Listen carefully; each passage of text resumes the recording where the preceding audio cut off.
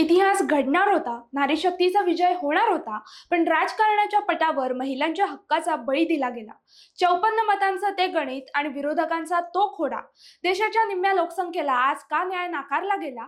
पहा लोकसभेत नेमकं काय घडलंय. नमस्कार, मी भक्ती, प्रहार न्यूजलाईन मध्ये आपलं स्वागत करते. दिल्लीचं तख्त ऐतिहासिक निर्णयाची वाट पाहत होतं. 17 एप्रिलची ती संध्याकाळ लोकसभेत नारी शक्ती वंदन म्हणजेच 131व्या घटना दुरुस्ती विधेयकावर मतदान सुरू झालं. 21 तास चाललेली मॅरेथॉन चर्चा, आरोप प्रत्यारोपांच्या फैरी आणि शेवटी निकाल आला. विधेयकाच्या बाजूने 298 मतं पडली तर विरोधात 230. आकडा मोठा वाटत असला तरी कायद्याच्या कसोटीवर तो अपुरा ठरला.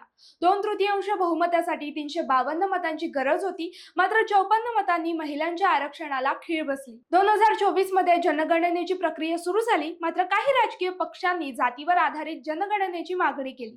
त्यानंतर सरकारने जातीनिहाय जनगणना करण्याचा निर्णय घेतला.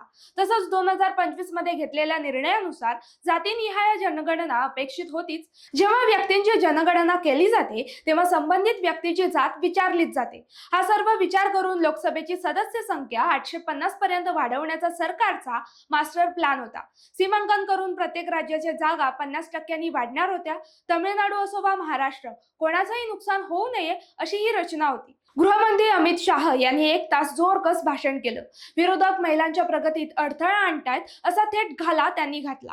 पंतप्रधान मोदींनीही माता भगिनींच्या सन्मानासाठी आवाहन केलं होतं. पण विरोधकांच्या आडून बसण्यामुळे हे विधेयक नामंजूर झालं. अपप्रचार आणि राजकीय गणितांच्या खेळात महिलांचा अधिकार हुकला.